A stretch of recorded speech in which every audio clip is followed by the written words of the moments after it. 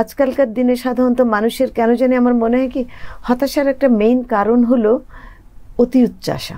মানে আগেকার দিনে যেমন একটা জিনিস নো শেয়ারিং টেন্ডেন্সি কারণ নাই এখন শেয়ার করা, সবাই যার একটা বাচ্চা সে হয়তো অনেক পাচ্ছে বা দুইটা বাচ্চা অনেক পাচ্ছে, তারপরেও কেমন জানি এক ধরনের সন্তুষ্টি এই জিনিসটা আমরা দেখি না চোখে বা ইয়ের মধ্যে। তা আজকাল ইয়াং জেনারেশনটা যে যত পায় কেমন জানি মনে হয় কি আরও চাই আরও চাই। আর আরেকটা জিনিস কি যান্ত্রিক কারণ, সেটা একটা মেইন কারণ। সোশ্যালাইজেশন খুব কম হচ্ছে, কারোর সাথে কারোর কথা হচ্ছে না, কেউ কারোর সুখ দুঃখ এরকম জানছে না, সব কিছু সব প্রযুক্তি নির্ভর। কারণ আপনি যদি ফেস টু ফেস কারোর সাথে কথা না বলেন, আমি তার এক্সপ্রেশন দেখতে পাই না, একই ঘরে থেকে বিভিন্ন রুমে মোবাইলে করছে। তো এই যে আজকালকার দিনে মানুষের হতাশাগুলো ডে বাই ডে বাড়ছে এবং প্রযুক্তি একটা মেইন কারণ, উচ্চাসা একটা মেইন কারণ। উচ্চাসাগুলো প্রপারলি করতে গিয়ে তারপরে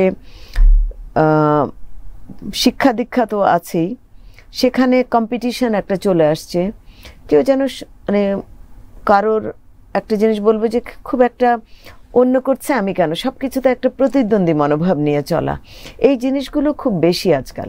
আর অল্পতে আরেকটা জিনিস কি পরিবারের যে একটা বন্ধন, আমি যেটা মনে করি এখন একটা নিউক্লিয়ার ফ্যামিলি, আগে একটা জয়েন্ট ফ্যামিলি ছিল, সেখানে বাবা মা থাকতো, তারা বাইরে গেলে বা করলে দাদা দাদি বা ওর ফ্যামিলির অন্য অন্য মেম্বারটা, তাদের সাথে কিন্তু বাচ্চাদের একটা ইন্টারাকশন হতো।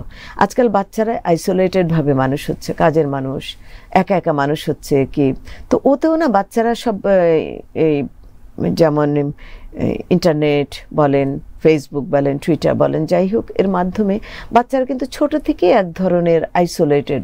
তাদেরও এক্সপ্রেশনগুলো, তাদের মনে হয়তো ছোটবেলার কিছু আছে কি নাই, হয়তো বাবা মায়ের প্রতি কোনো একটা অভিমান জন্মায় আছে কি, সেই জিনিসগুলো তারা এক্সপ্রেস করতে পারতেছে না। বড় হতে হতে সেটা বাড়তে থাকে, তারা পড়াশোনা করতে যাচ্ছে, হয়তো নিজের একটা পছন্দ আছে, সেটা করতে পারছে না, বাবা মা হয়তো চাপাই দিচ্ছে। তো এইসব ক্ষেত্রে না আমার মনে হবে যে শুধু বাচ্চা কাচ্চা ছেলে পেলে দেওয়া বাবা মা আমরা অনেকাংশে দায়ী। ওই সেন্সে বলবো যে আমরা ছোটবেলা থেকে বুঝতে চাই না যে আমার বাচ্চাটার কোন দিকে ইন্টারেস্ট, কি চায়, বাচ্চাকে আমরা ওইভাবে সময় দিই না। এই যে এটা খুব জরুরি। আজকাল বাচ্চারা কিন্তু বাবা মায়ের কাছে সময় পাচ্ছে না, বেশিরভাগ কাজের লোকের সাথে থাকছে। ওই যে ওদের মনের ভিতরে কিন্তু বাচ্চারা এক্সপ্রেস করে না, আর আমরা ভাবি যে ওরা বুঝে না, ওরা সব বুঝে। 5 বছরের পর থেকে একটা বাচ্চা সব কিছু বুঝতে পারে।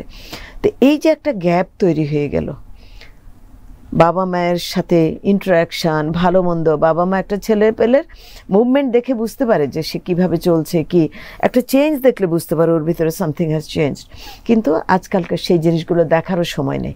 সেই জন্য শুধু বাচ্চাদেরও দোষ দিব না, এই যে হতাশাগুলো প্যারেন্টসরা অনেক অংশে দায়ী।